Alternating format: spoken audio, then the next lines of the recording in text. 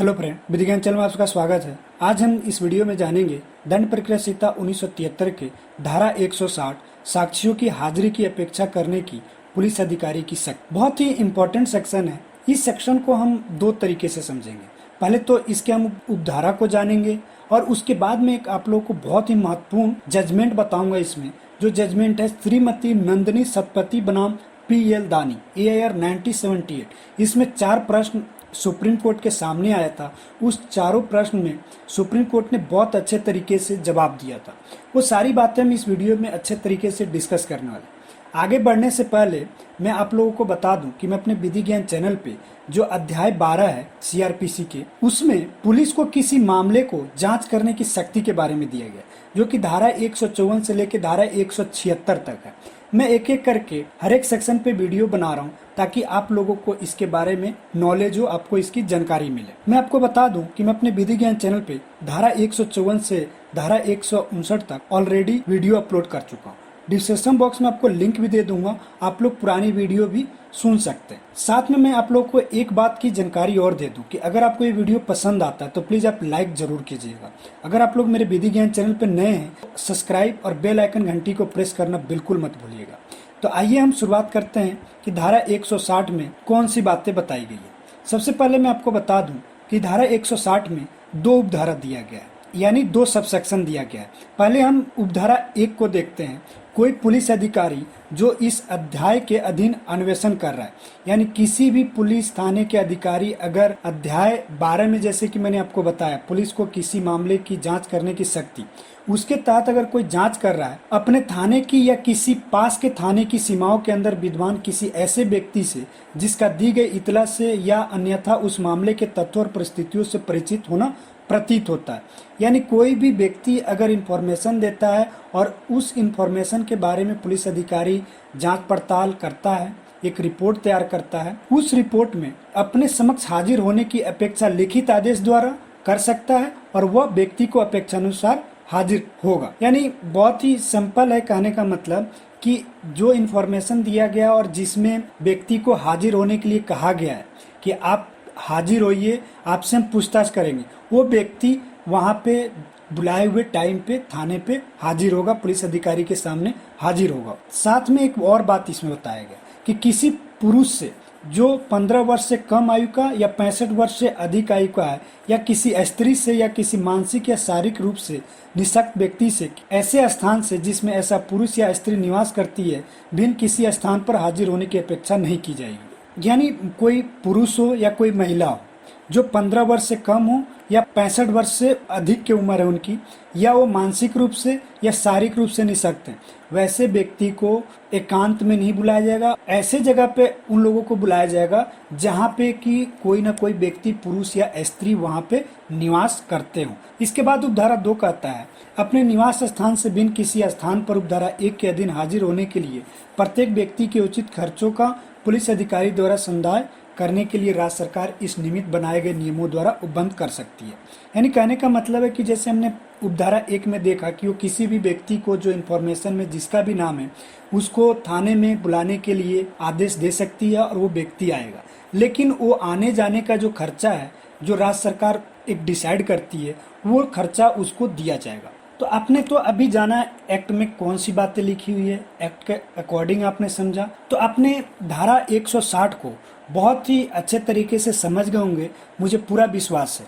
अगर आपको इसमें कोई बातें समझ नहीं आई या आपको कुछ और डिटेल में जानना है तो आप लोग कमेंट बॉक्स में कमेंट कर सकते हैं, मैं आपके सवालों का जवाब जरूर दूंगा। अब आइए हम इसमें एक बहुत ही इम्पोर्टेंट जजमेंट को जान लेते हैं, क्योंकि ये जो जजमेंट है इस सेक्शन को एक बेस देता है, एक मजबूती देता है। और इसमें उच्चतम न्यायालय के सामने यानी सुप्रीम कोर्ट के सामने 4 सवाल आए थे। उस चारों सवाल को बारीकी से जवाब दिया है सुप्रीम कोर्ट ने, तो ये जानना हमारे लिए बहुत जरूरी है। एक केस है श्रीमती नंदिनी सतपथी बनाम PL दानी AIR 1970 है।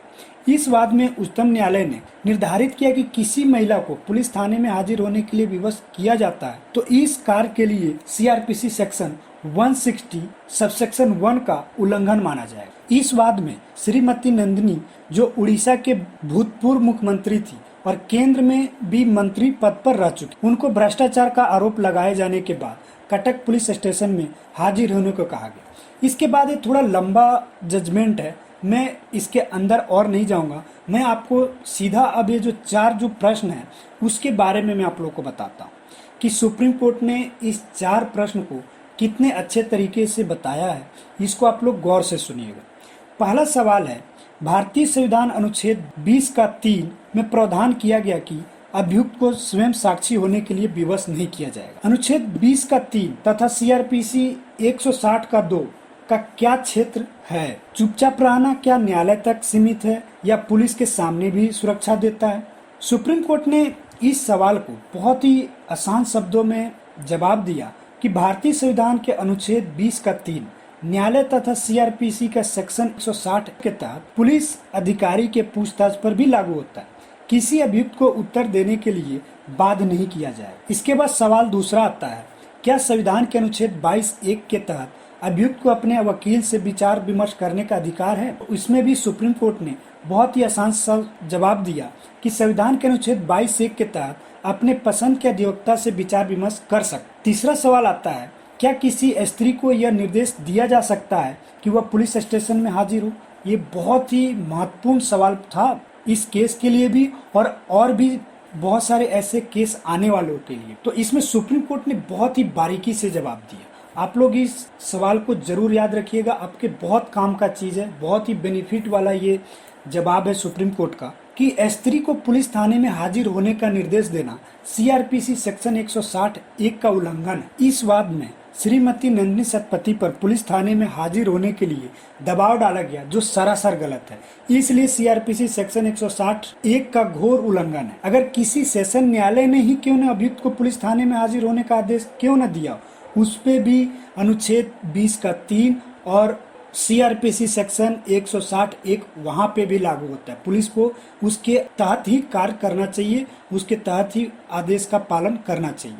इसके बाद चौथा सवाल आया, क्या आपराधिक मनस्थिति भारतीय दंड संहिता की धारा 179 सेक्शन 179 का आवश्यक अंग है? इसमें भी सुप्रीम कोर्ट ने बहुत बारीकी से जवाब दिया।